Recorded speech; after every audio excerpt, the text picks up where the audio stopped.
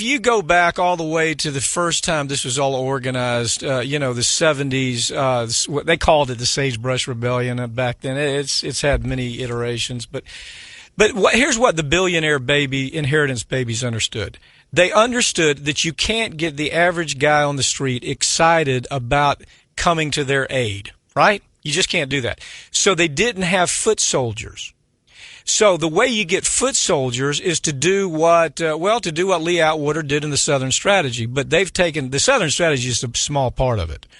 The foot soldiers come from Second Amendment, gun issues, religious issues, abortion issues, those types of issues that get the Taliban religious fringe all upset.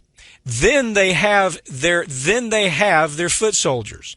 In other words, if you take Thomas Frank when he wrote What's the Matter with Kansas, what he was saying there was they were successful in Kansas in getting the foot soldiers. These people that were going forward with these efforts were so frigging stupid. I'm talking about the foot soldier.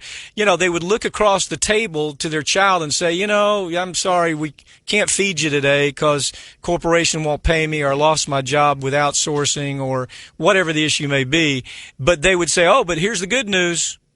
We have the right to say a prayer in school. Right. So the foot soldiers are these Taliban fringe types who are so frigging stupid that they don't even understand how the Coke industry or how Richard Mellon Scaife or any of these gazillionaires are using them as nothing more than the vehicle. Now, this ruling that Alito gave them and the majority gave, the reason that was so important is because the money that went into putting a guy like Alito, who is woefully unqualified, or Roberts, who is just very second rate where it comes to ability, or certainly Scalia and Thomas. See, we think of these guys as being these great minds. They're not. They are not. Trust me. Go back and look at their history. They simply were there as a plant for corporate America, and now it's all being paid back. And this payback is corporate America in the sense that it chums up and it says to the foot soldiers, yeah, you see, stick with us.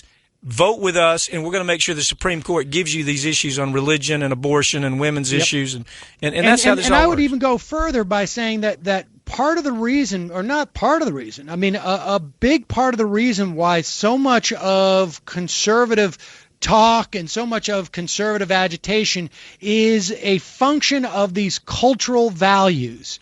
The reason why they always want to create this culture war, even though it's quite explicit that they're losing, whether it's homophobia, whether it's racism, whether it's about religion, whether it's about all of these, whether it's about guns, at least in terms of losing, in terms of the number of people who own guns.